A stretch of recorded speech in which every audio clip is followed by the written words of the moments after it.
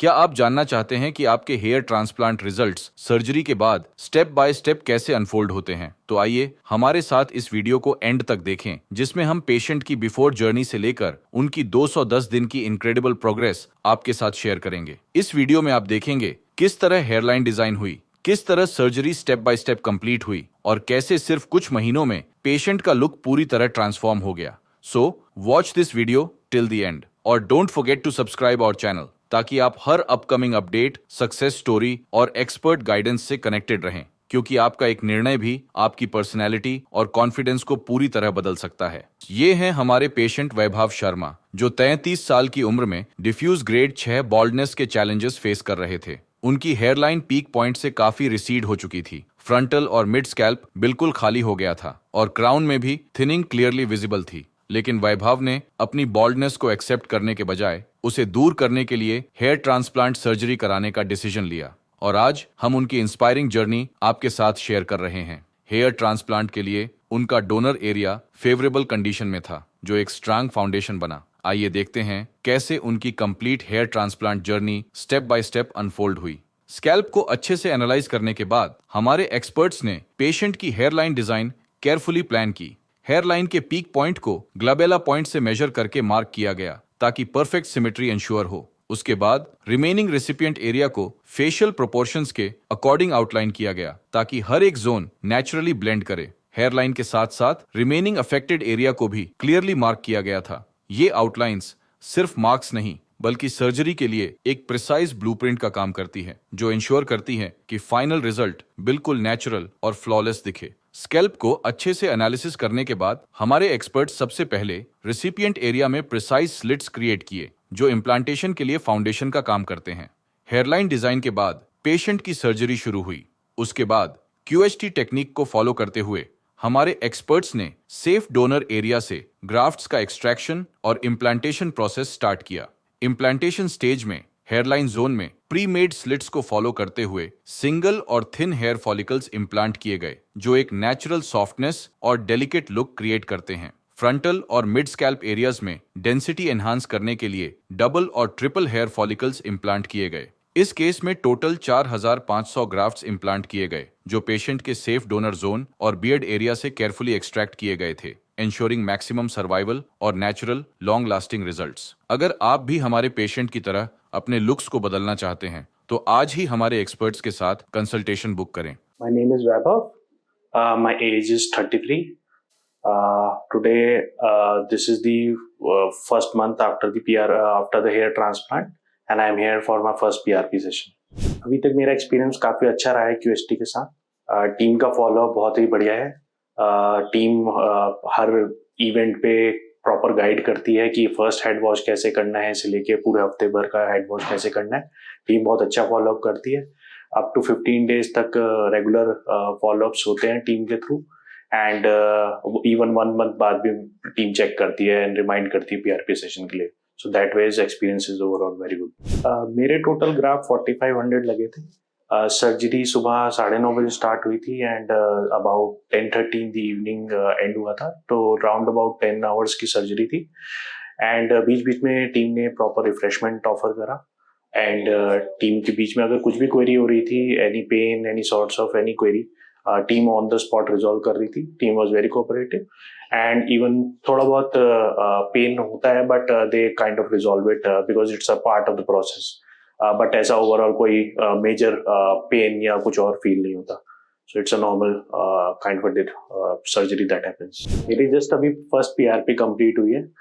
PRP में भी as such pen कुछ फील नहीं होता, नॉर्मल सा प्रोसेस है। और अभी मेरा जस्ट 1 मंथ हुआ है, तो मैं अभी तक तो काफ़ी खुश हूँ अपने रिजल्ट से। सेकेंड PRP के बाद बेटर पता चलेगा। थोड़ा बहुत शेडिंग होता है, वो टीम ऑलरेडी आपको कंसल्टेशन के टाइम बताती है एंड इवन प्रोसेस के ड्यूरिंग बताती है। थोड़ा सा शेडिंग फेज होता है आफ्टर 1 मंथ, वो अभी मेरा शेडिंग फेज स्टार्ट हुआ है।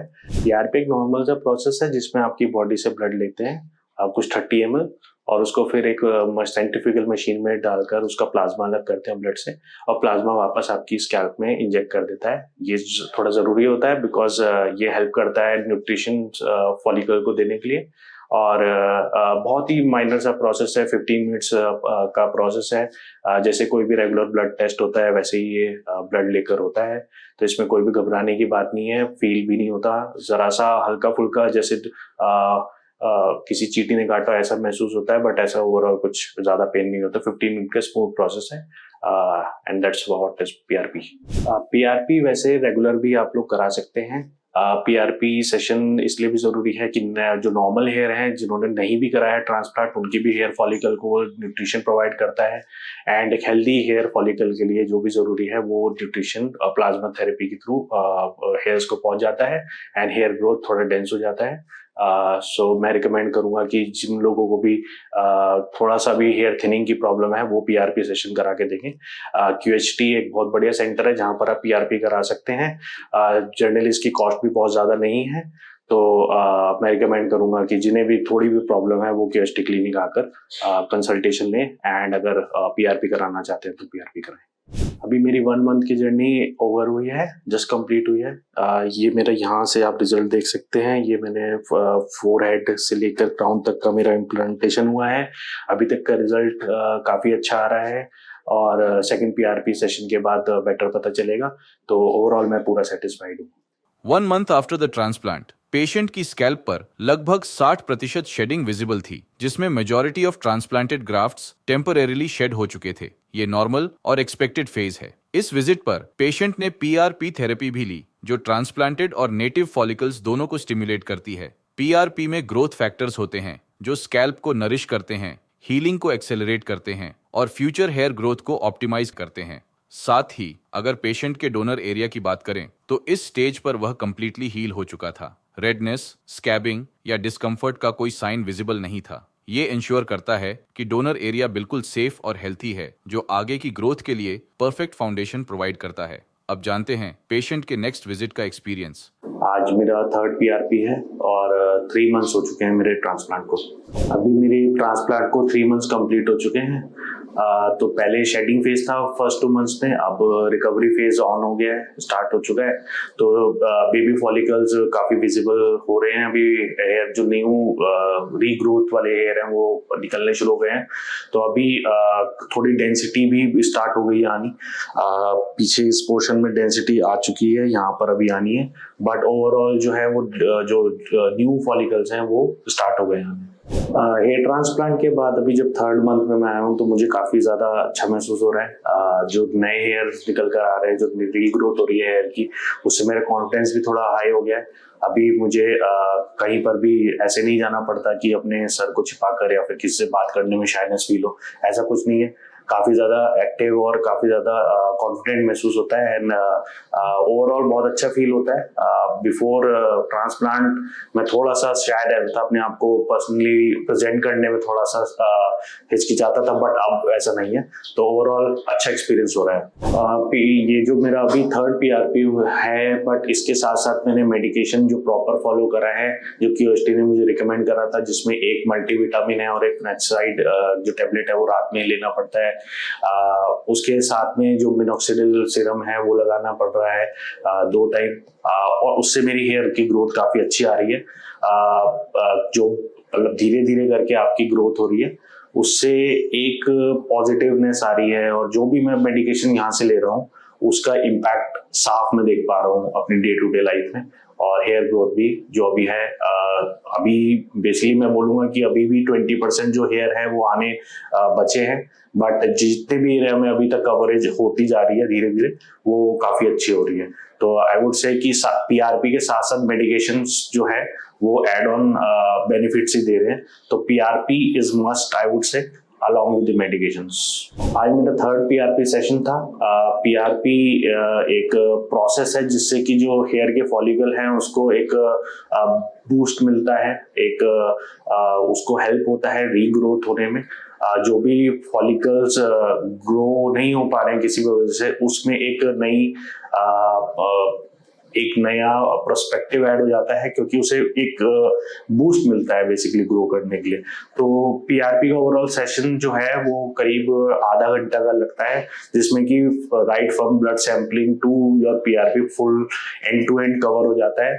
बहुत मिनिमल सा पेन ना के बराबर फील होगा, बट जब पीआरपी आप करवा लेंगे उसके बाद आपको ऐसा लगेगा जैसे आपकी हेयर जो स्कैल्प है उसमें कुछ नरिशमेंट ऐड हुआ है। तो पीआरपी का ओवरऑल जो एक्सपीरियंस है क्यूएसटी में वो काफी अच्छा है। एंड मैं रिकमेंड करूंगा कि अगर किसी को भी हेयर लॉस है, नहीं भी अगर ट्रांसप्लांट कराता है तो एटलीस्ट पीआरपी तो कराए, ताकि जो हेयर को एक जैसे आप किसी भी प्लांटेशन में फर्टिलाइजर ऐड करते हैं ऐसे ही पीआरपी ऐड करेंगे तो आपको उसके बेनिफिट जरूर दिखेंगे। मेरे जो अभी 3rd मंथ के बाद जो ग्रोथ आई है वो काफी मैं बोलूंगा पॉजिटिव नोट पर है।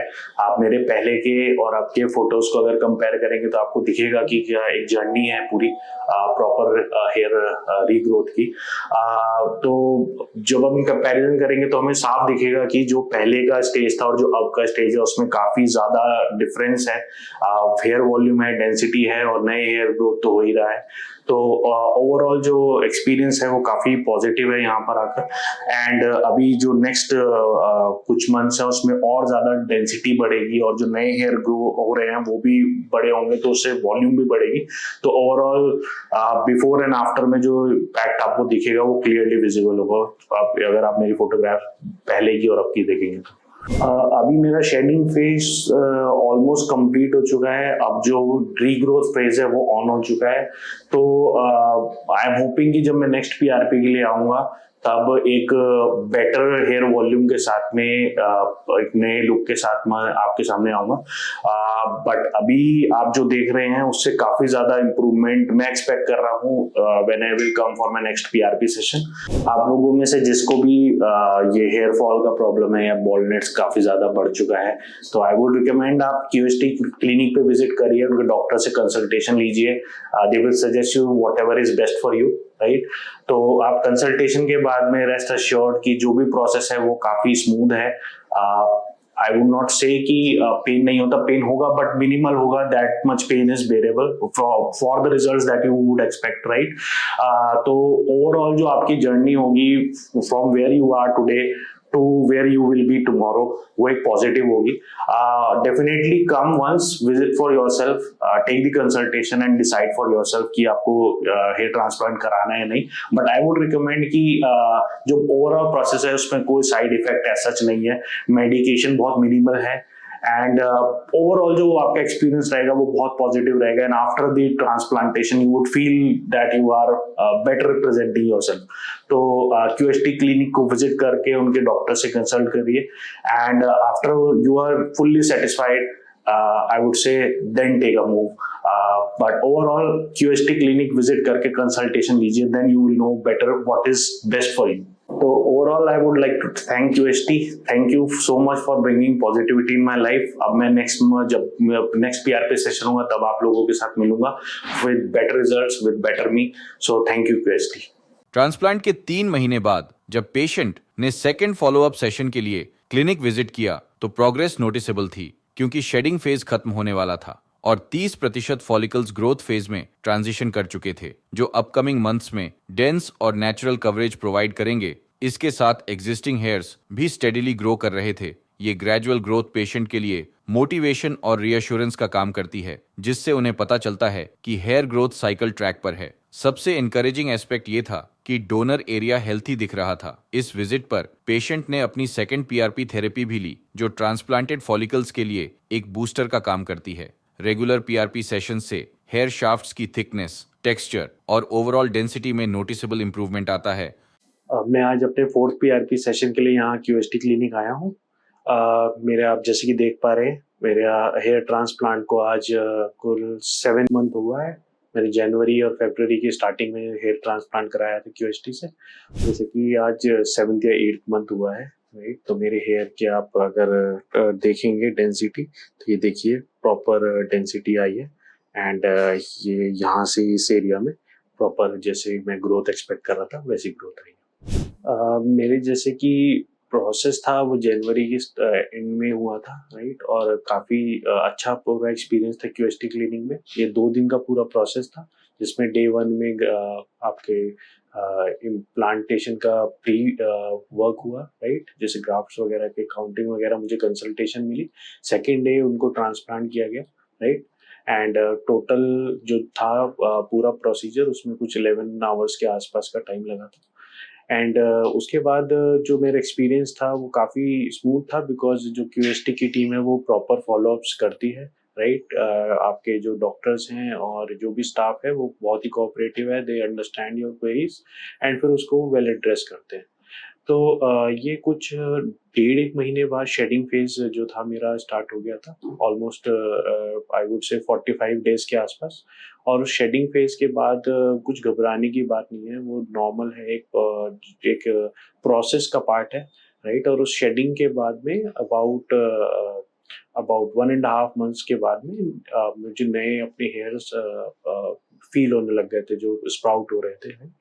तो काफ़ी अच्छा ओवरऑल एक्सपीरियंस था। और अब जैसे कि 7th या 8th मंथ अभी मेरे ट्रांसप्लांट को हो चुका है, you can see the visible results जो पूरे यहाँ पे प्लांट एरिया में है, राइट। सो डेंसिटी वाइज भी काफ़ी अच्छा ग्रोथ हो रही है।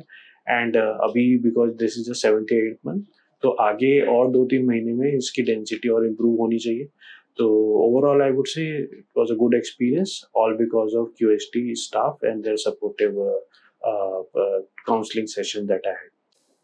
तो जैसे कि हेयर ट्रांसप्लांटेशन के बाद जब हेयर की रीग्रोथ हुई है, तो it's all looks like natural, right. जो भी मेरे हेयर ट्रांसप्लांटेड हेयर हैं, यू वुड नॉट फील, अगर अभी आप देख भी रहे होंगे तो you would not feel the difference कि कौन सा ट्रांसप्लांटेड हेयर है, कौन सा मेरा नेचुरल हेयर था, right?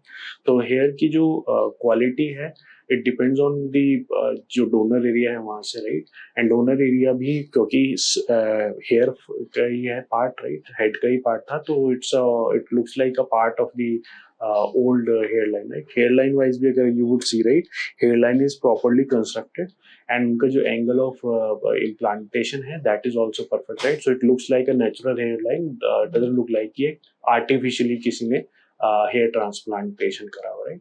तो जो टीम है दे प्रॉपरली टेक केयर ऑफ कि किस एंगल पे क्या ग्राफ लगाना है। एंड जो हेयरलाइन कंस्ट्रक्ट होती है यहाँ पर, that is also kind of done by the professionals. So जो आपकी हेयर की आपकी एक आर्टिफिशियल हेयरलाइन जो कई क्लिनिक्स में लगाते हैं, that is not done, right. तो प्रॉपरली एक प्रोसेस के थ्रू जो नेचुरली आपको सूट करता है, that hairline is kind of provided to you. And उसके बाद भी अगर यू थिंक कि अगर हेयर लाइन में कुछ मॉडिफिकेशंस करना है या कुछ एड ऑन करना है, that is also up to you कि आप वो भी करा सकते हैं। बट अगेन जो टीम आपको कंसल्टेशन में प्रोवाइड करती है, सजेस्ट करती है, I think that is best for you, right, according to your face structure and your hair older hair line, right. तो आई थिंक ओवरऑल जो आपको रिजल्ट अभी दिख भी पा रहे होंगे, तो वो ऐसा नहीं लगेगा कि कहीं से ट्रांसप्लांटेड है, it's looks like all natural. And मुझे भी डे टू डे लाइफ में ऐसा कोई फील नहीं होता that these are transplanted hair, it's all natural जैसे कि होना चाहिए। ट्रांसप्लांटेशन के बाद 1-2 महीने का जो फेज है, उसमें तो obviously it's in the growth phase, तो उसमें आपको थोड़े प्रिकॉशंस के साथ लेना पड़ेगा। But otherwise once it starts growing, right, तो अभी मैं किससे मिलता हूँ तो वो ये नहीं बता पाते कि मैंने कोई ट्रांसप्लांटेशन कराया है या कुछ भी। The people who know me from before the transplantation, वो जरूर आके मुझसे पूछते हैं, यार क्या कर रहे हो, तो ये काफी चेंजेस आपको दिख रहे हैं, राइट। तो all positive, and because of all this I have regained my confidence to sit in a public gathering, right, and to do my job with full confidence. तो ये है कि जब आप किसी से मिलेंगे तो वो आपको अगर फर्स्ट टाइम मिल रहा है तो they will not be able to जज कि आपकी ये ट्रांसप्लांटेड हेयर है या आपने कहीं से ट्रांसप्लांट कराया है। और जो पुराने लोग हैं वो ऑब्वियसली वो आपको आके कॉम्प्लीमेंट ही करेंगे कि कुछ तो चेंजेस हैं जो कि they are not able to make out because it looks like all natural. Transplantation के बाद जो मेरा ग्रोथ है मेरी प्रोफेशनल लाइफ में, मेरी पर्सनल लाइफ में, I think it's on a positive note, क्योंकि इससे कोई हार्मफुल इफेक्ट मुझे तो नहीं महसूस हुए, ना कि मतलब not in personal life, not in professional life, right. और इसके कोई साइड इफेक्ट भी ऐसा कुछ तो नहीं है। जो मेडिकेशन भी है, this is all very minute or very minimal. इसमें एक आपको मेडिसिन में कुछ प्रोटीन सप्लीमेंट्स होते हैं विच इज नेसेसरी और essential for your hair growth, and तो एक और मेडिसिन होगा जो कि आपको रिकमेंड करेंगे डॉक्टर्स, राइट, एंड एक और ट्रॉपिकल सॉल्यूशन जो कि प्रोवाइड करेंगे which you have to apply on your scalp for your better hair growth. तो अदरवाइज और कोई इसका कोई नेगेटिव या साइड इफेक्ट्स टाइप नहीं है, right. It's all a process जो कि 1 या 2 दिन का प्रोसेस है। After it you have to take care of your hair just like you do after any minute surgery, right? And initial 15-20 days का process में आपको थोड़ा सा precaution लेके रहना पड़ेगा so that it doesn't get impacted, right? If you can do that, right, उसके बाद आपकी it's all positive and healthy। तो ये जो आप ट्रांसप्लांट कराते हैं इसके बाद एक प्रोसेस है, एक थेरेपी है जो क्यूएसटी क्लिनिक रिकमेंड करता है which is PRP therapy, right. PRP therapy basically उसका प्रोसेस ये है कि वो आपका ब्लड लेंगे, राइट, इट्स ऑल योर्स। उसको एक सेंट्रीफ्यूगल मशीन में they spin it and then they take out the plasma, right? So plasma is then injected back in your scalp, right? It's a very minimal kind of a painless procedure, and the way QST clinic creates the experience around PRP is very fantastic, right? You come here, you have to give your sample, they treat it and they inject it back, right? It's all professionally driven, and इसमें pen इतना ही है जैसे कि आपको कोई needle small needle prick हो, just like आपको इस ब्लड सैंपल दे रहे हो, otherwise it doesn't even pain, right? You will not even feel it, right?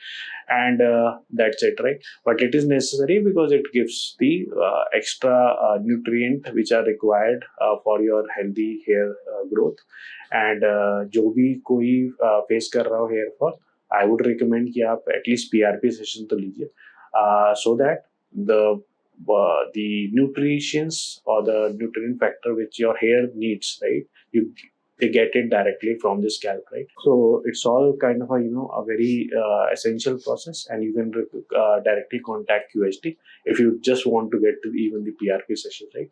The team is very excellent. They all are kind of very professional, and they ensure that the experience that you get is very phenomenal, right? So again, I would recommend, if you are facing hair fall and you are kind of have tried out all the solutions or the options that you have in the market, right, do visit QST clinic and do take the consultation, right? I'm sure they will provide you a very good kind of the consultation, and the overall experience that you're going to have at QST will be absolutely fantastic. So आज मेरा 4th PRP session है। So next time जब मैं आऊँगा 5th PRP के लिए, I am expecting कि ये hair volume and hair growth जो है it will be only getting better, right? So next time जब मैं आपसे मिलूँगा, so I will be I'm very hopeful that you will see a better version of me with better hair quality and density. So until then, thank you.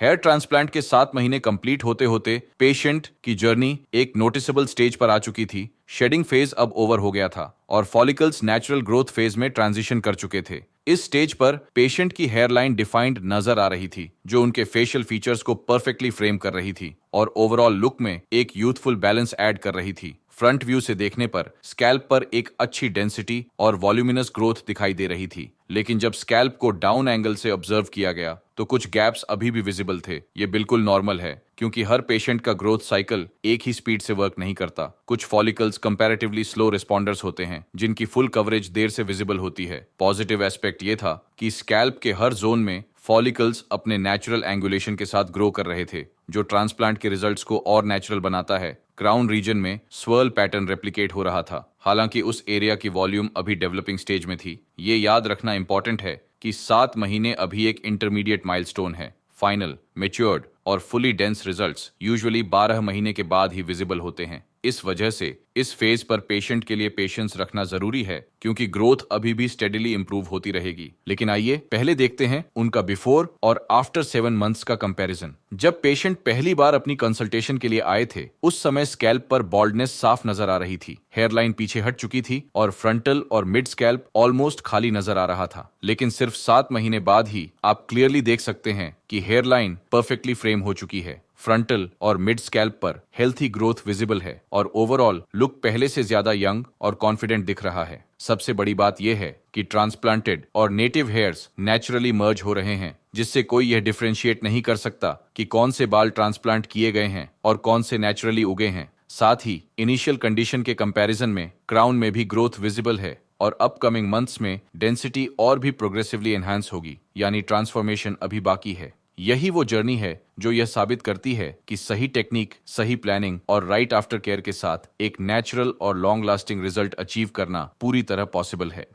Hello friends, अगर आपने अभी तक हमारे channel को सब्सक्राइब नहीं किया है तो प्लीज इस वीडियो को लाइक कीजिए, शेयर कीजिए और हमारे चैनल को सब्सक्राइब कीजिए। और ध्यान रहे बेल आइकन दबाना ना भूलें, जिससे हमारे हर वीडियो का अपडेट आपको समय समय पर मिलता रहेगा।